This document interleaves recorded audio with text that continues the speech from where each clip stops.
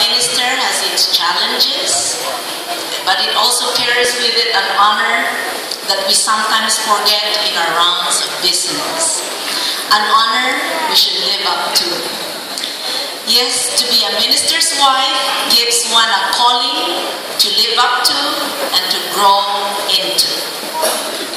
A good wife is indispensable to a successful ministry. You are the guardian of your husband's health that has been emphasized very well by Pastor Andoy, because you cook the food.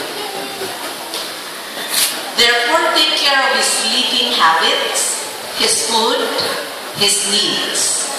You are the guardian of his reputation and to a large extent, his influence. You can make him or break him. As coordinator of the Shepherdess International of the North Philippine Union Conference, I would like to share these thoughts on what a minister's wife should do and should be. And these I charge you. Number 1, love the Lord your God with all your heart, mind, and soul. Number 2, study God's Word every day.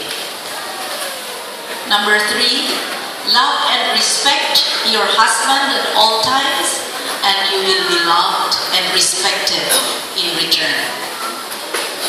Number 4, treat all church members alike. As shepherdess, know the flock the Lord has given you and your pastor husband to care for, and love them unconditionally. Number 5, make your family your first mission field.